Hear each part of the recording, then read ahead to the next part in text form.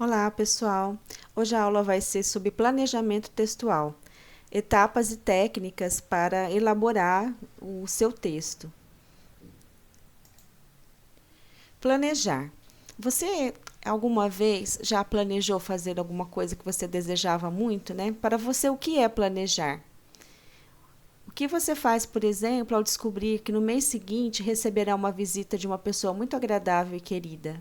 Ou que, enfim, terá a oportunidade de fazer uma viagem há muito tempo esperada? Etapas do planejamento textual. Estudos recentes indicam que existem alguns pontos a serem observados quando produzimos um texto. Primeiro, que o ato de escrever, ele envolve uma meta, um plano, ou seja, um planejamento. Segundo, que o ato de escrever é um ato de resolução de problemas. Se a gente for pensar, por exemplo, na redação do Enem, né? Você tem ali uma situação, problema, que você precisa argumentar, defender o seu ponto de vista, e na conclusão você precisa mostrar para eles que você consegue, pelo menos, sugerir alguma solução ali para aquele problema. E aí você vai apresentar, então, a sua intervenção, né? A sua solução ali daquela situação, problema. Planejamento textual, o que seria, então? Precisamos planejar a escrita antes de iniciá-la, mas também precisamos saber que planejamento é um processo contínuo que ocorre durante o ato de escrever e que, portanto, podemos refazê-lo ao longo da escrita, caso seja necessário. Ou seja, não é uma coisa fixa, né? O seu planejamento ele pode ser alterado conforme a necessidade do texto, tá? Importante estarmos atentos à ordem a ser observada entre os níveis em um processo de tomada de decisão para o planejamento textual. No geral, essa ordem ocorre do interpessoal, ideacional e ao textual. Aí vamos saber sobre o que se trata isso, então. Lembrando que interpessoal se refere às relações entre o autor e o leitor do texto. Entram nesse nível imagens que o autor quer apresentar de si mesmo, imagens que ele tem do leitor, no caso de uma redação do Enem, por exemplo, né, do seu corretor. Atitudes que ele quer expressar e efeitos que ele pretende provocar no leitor por meio do texto. O outro item, né, ideacional, engloba as ideias, as informações, o conteúdo propriamente dito que você vai abordar ali naquele texto. E textual, abarca a formulação do texto como um todo coerente, ou seja, aquela estrutura que você vai utilizar ali, com adequada conexão entre as partes, né? Aí vai incluir a coesão e a coerência textual, então, que são os elos ali que vão ligar o seu texto e transformar aquilo em determinado gênero textual. Seguindo, então. E, por fim, todas as decisões tomadas nos níveis interpessoal e ideacional desembocam no nível textual, no qual o texto ganha sua forma final, em termos de escolhas de palavras e estruturas gramaticais, né, que você vai optar, decisões sobre o tamanho dos parágrafos e os limites entre eles. Por exemplo, se você for fazer uma dissertação argumentativa, né, você tem que distribuir aquelas 30 linhas que eles pedem no Enem naqueles parágrafos, né? Geralmente você divide entre 4, né, ou 3 parágrafos, né? A introdução, o desenvolvimento e a conclusão. Se você dividir em 4, você vai usar um na introdução, 2 no desenvolvimento e o último, então, na conclusão. Outro item aqui, ajustes na pontuação, entre outros. Nível ideacional do planejamento. O que seria isso? A impressão que muitas vezes temos de que nos falta inspiração para iniciar determinada escrita. E aí desaparece, né, ao tomarmos consciência de que para escrever precisamos utilizar algumas técnicas. Entre elas, podemos citar. Então, percebam que não é só a inspiração, né? Você pode, por exemplo, seguir para uma prova de redação e você já tem em mente que você não vai poder se desmotivar no meio do caminho. Então, você tem consciência de que você vai ter que aplicar algumas técnicas ali. Bom, um desses itens aí que pode te ajudar, tempestade cerebral, né, o brainstorm. Deixar a mente fluir sem limites ou fazer associação de ideias. em que uma vai levando a outra e assim sucessivamente.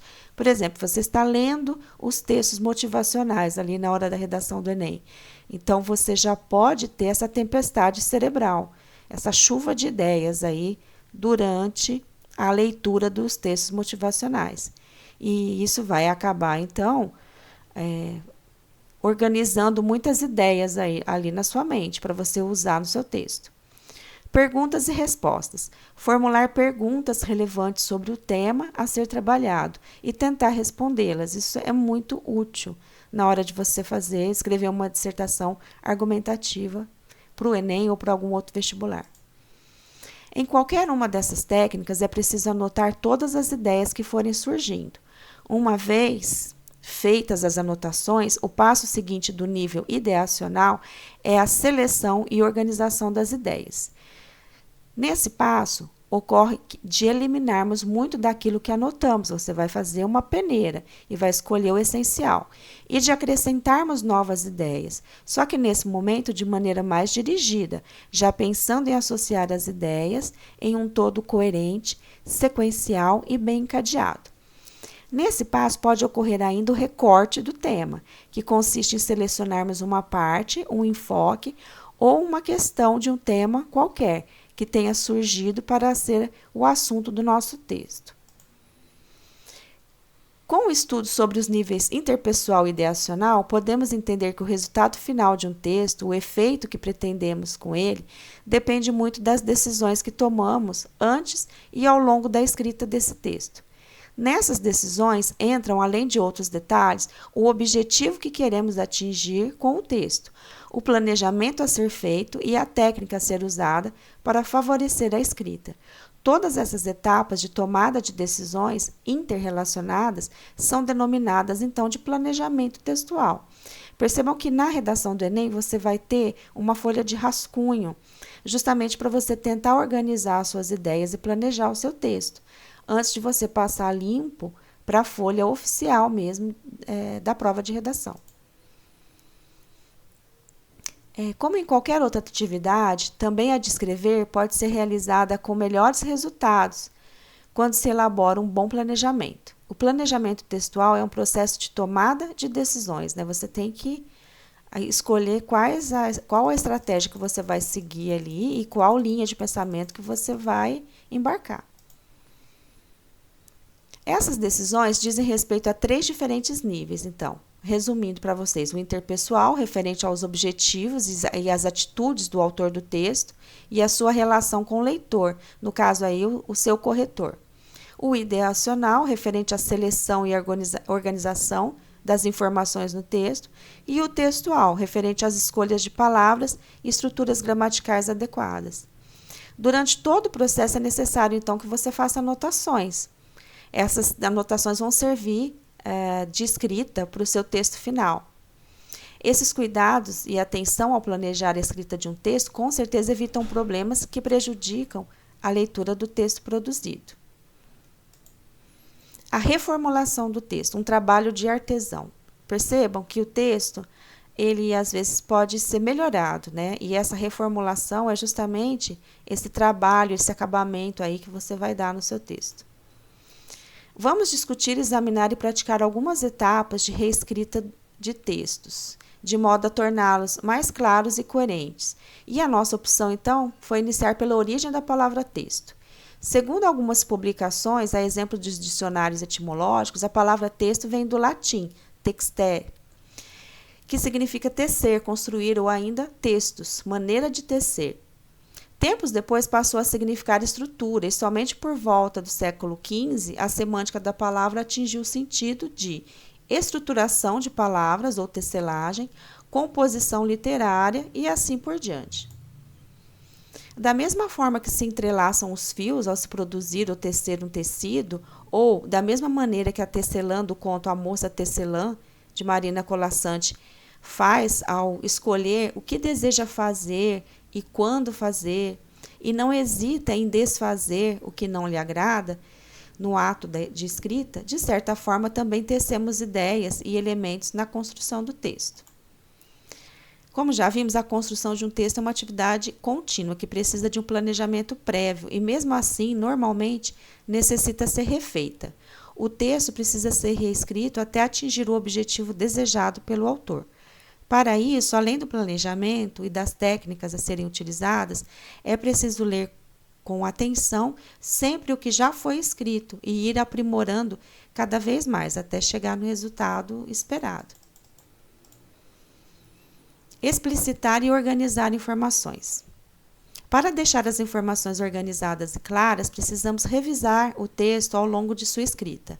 Essa revisão não se trata somente de correções ortográficas e gramaticais, mas da reformulação ou reescrita de partes ou até de todo o texto, caso não esteja satisfatório.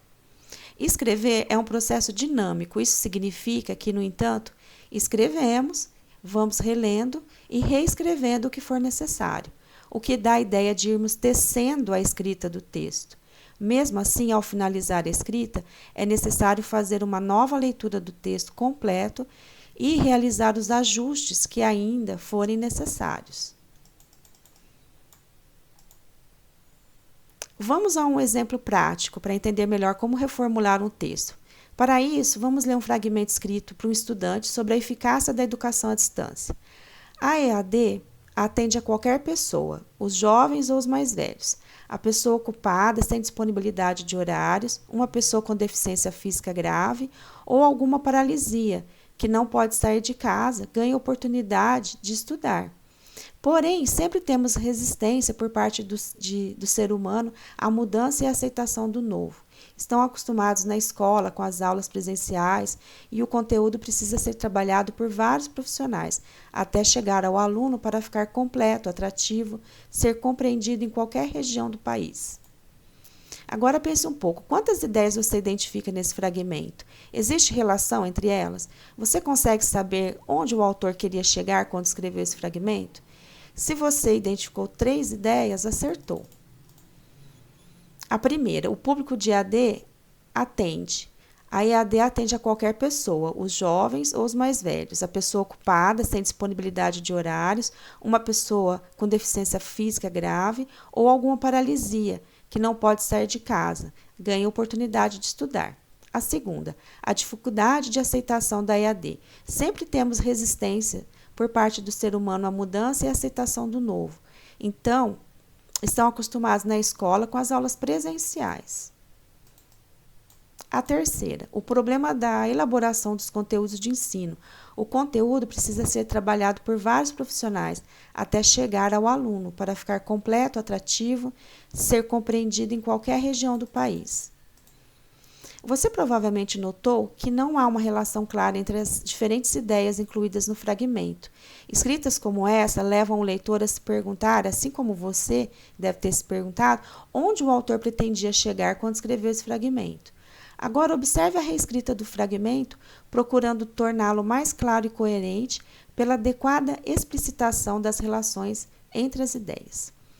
Aqui o texto reescrito. A EAD é vantajosa, mas pode apresentar desafios.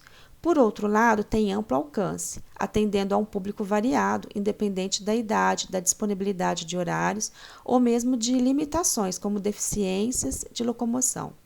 Porém, pode não ser bem aceita por conta das dificuldades de adequação à modalidade.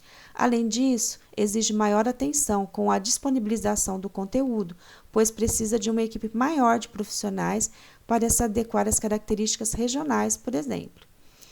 Pode ser que você tenha outra solução um pouco diferente dessa. O importante é que se coloque no lugar do leitor e verifique se a reescrita está realmente mais clara que a versão original e se as relações entre as ideias foram expressas adequadamente. Observe as expressões usadas para facilitar essas relações. Então, para concluir, é o último slide, né? O mas, na primeira frase, sinaliza o estabelecimento de uma contraposição. Essa ideia de contraposição é confirmada pela expressão por um lado, que inicia a frase seguinte. Foi acrescentado o porém e a afirmação pode não ser bem aceita, para demonstrar que existe o contraponto do fato de ser vantajosa e conformar a ideia de desafios da primeira frase. Também foi inserido o além disso, para continuar o desenvolvimento da ideia de desafios, adicionando a menção à característica do conteúdo. Foi adicionado o por exemplo ao final, para solucionar o problema de não mencionar na reescrita todos os fatores relacionados ao conteúdo que foram apresentados, então, no original. O ato de escrever é um processo de escrita, leitura e reescrita do texto, para que ele se torne o mais claro e coerente possível. Bom, gente, eu espero que vocês tenham entendido aí a proposta da aula. Eu agradeço a atenção de vocês, obrigada e até a próxima aula.